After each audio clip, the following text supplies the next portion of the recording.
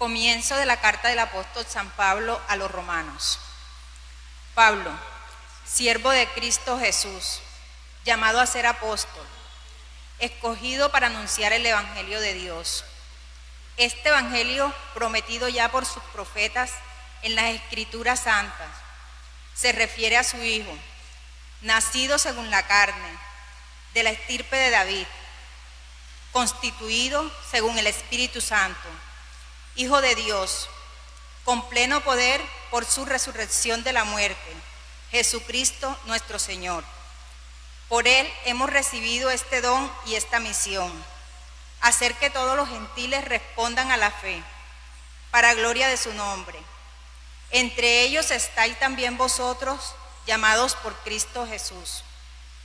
A todos los de Roma, a quienes Dios ama y ha llamado a formar parte de los santos, os deseo la gracia y la paz de Dios nuestro Padre y del Señor Jesucristo. Palabra de Dios. El Señor da a conocer su victoria. Cantad al Señor un cántico nuevo, porque ha hecho maravillas. Su diestra le ha dado la victoria, su santo brazo. El Señor da a conocer su victoria, revela a las naciones su justicia. Se acordó de su misericordia y su fidelidad en favor de la casa de Israel. Los confines de la tierra han contemplado la victoria de nuestro Dios. Aclama al Señor tierra entera. Gritad, vitoread, tocad.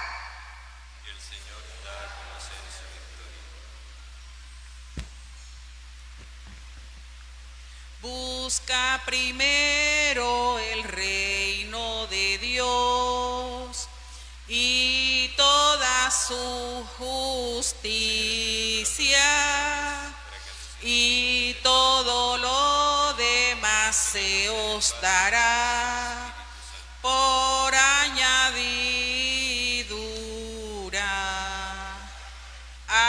Aleluya, aleluya, aleluya. Aleluya, aleluya. Aleluya, aleluya, aleluya. Aleluya, aleluya. El Señor esté con ustedes. Y con tu espíritu. Lectura del Santo Evangelio según San Lucas. Gloria a ti, Señor. En aquel tiempo, la gente se apiñaba alrededor de Jesús y él se puso a decirles: esta generación es una generación perversa.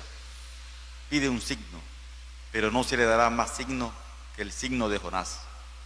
Como Jonás fue un signo para los habitantes de Nínive, lo mismo será el Hijo del Hombre para esta generación.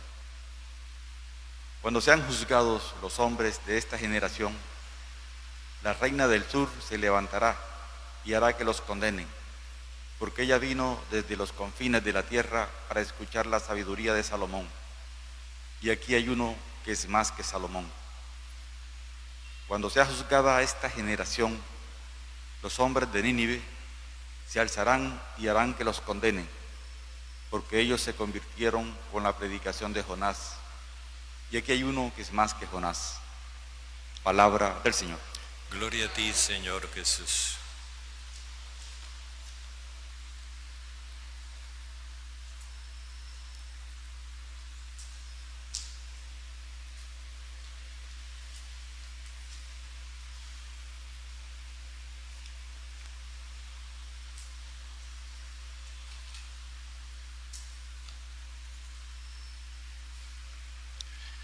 Hace unos días estábamos leyendo que Jesús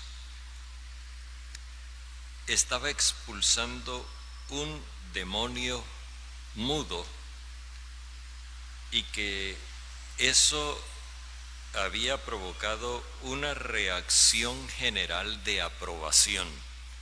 O sea, el común de la gente veía eso muy bien. Pero estaban dos grupos que miraban las cosas de otro modo. En primer lugar, el grupo de los fariseos, aun cuando no se los nombra, que son los partidarios del poder, que le piden una señal del cielo. Y estaban los dueños del pensamiento, que eran los letrados, que decían cómo había que pensar y qué no se podía pensar, que lo calificaban de endemoniado, de brujo, etc.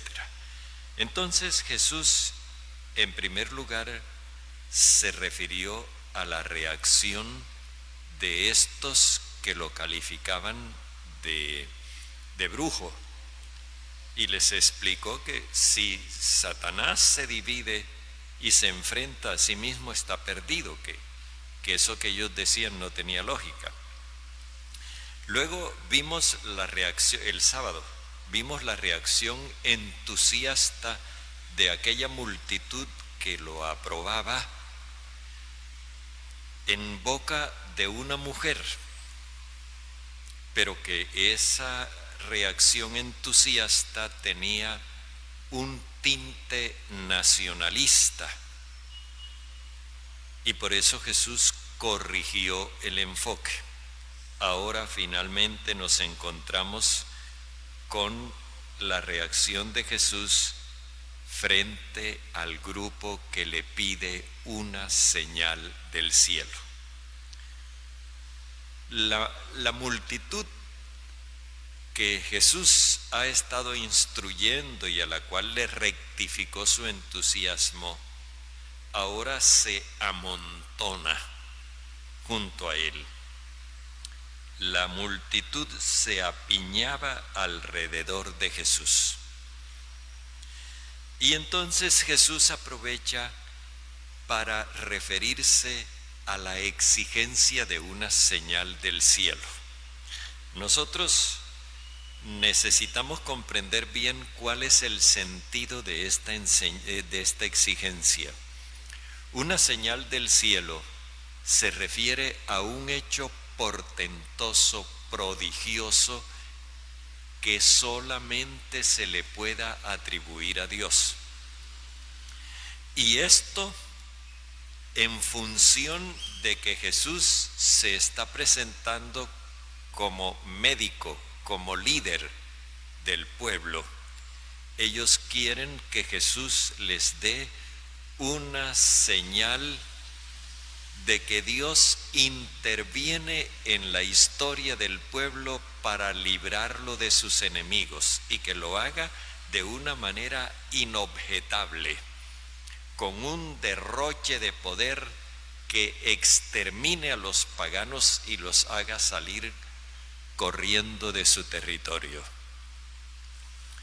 El evangelista nos dice que esa exigencia de una señal del cielo tenía intención de tentarlo. Tentarlo no significa tocarlo. Tentarlo significa ponerlo a prueba. Y en este caso concreto implica desviarlo del camino.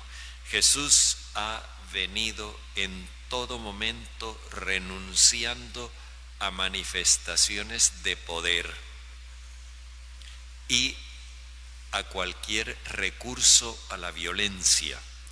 Así que pedirle una señal del cielo donde haga bramar el cielo y salir despavoridos a los paganos de su territorio es pedirle que haga uso de la violencia para sacar a los paganos de Palestina.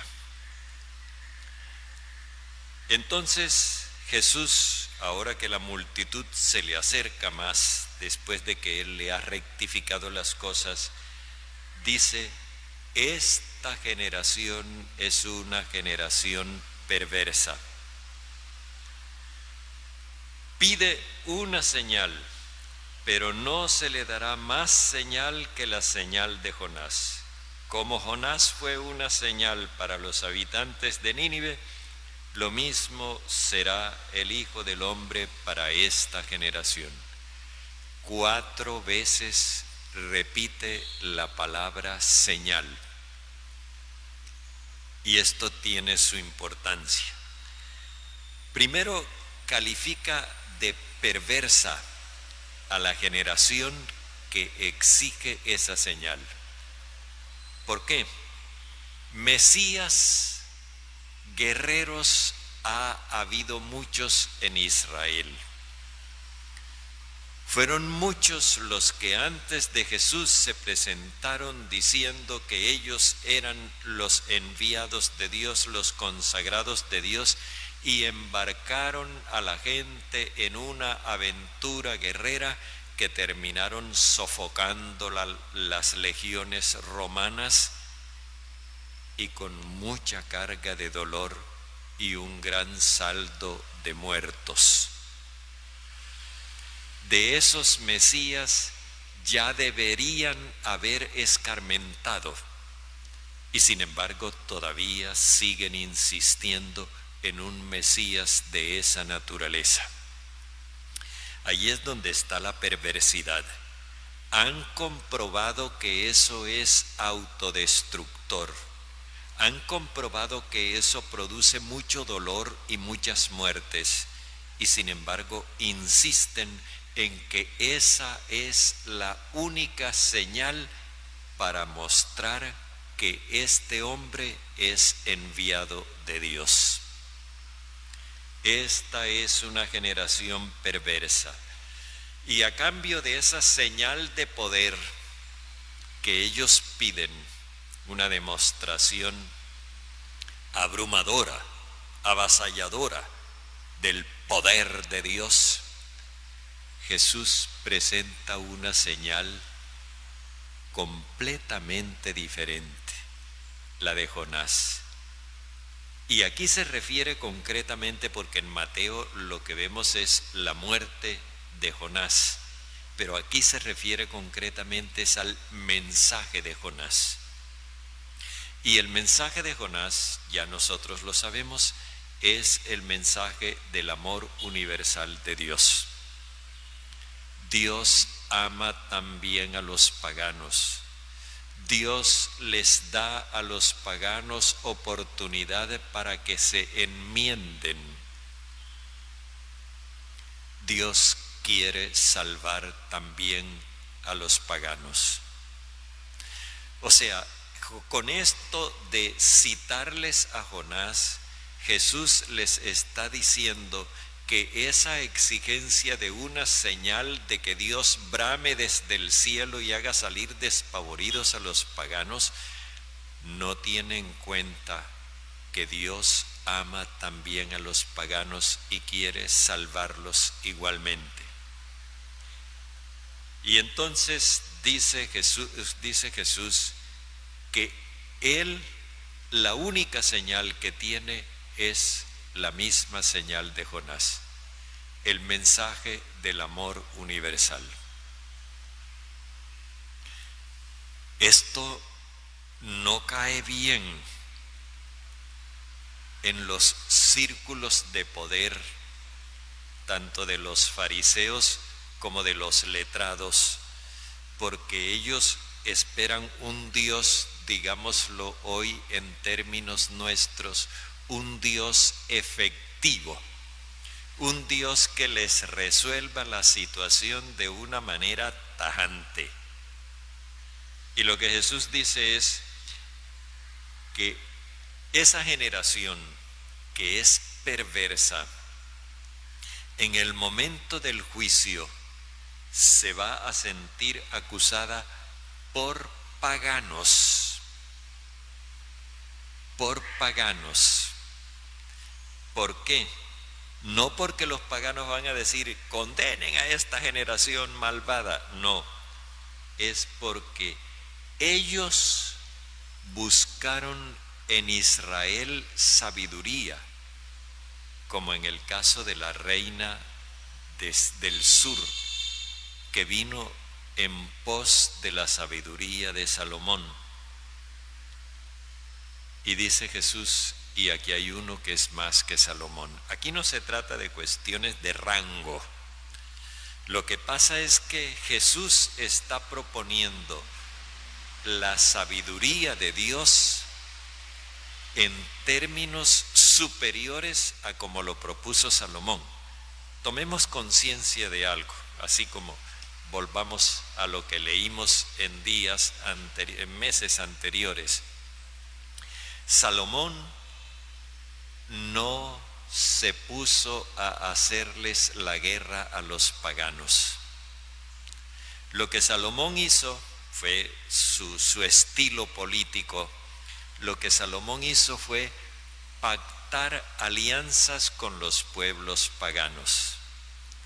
Pero las alianzas que él pactó para que pudieran tener credibilidad y firmeza frente a los otros pueblos, consistía en que él se casaba con las hijas de los reyes de esos pueblos.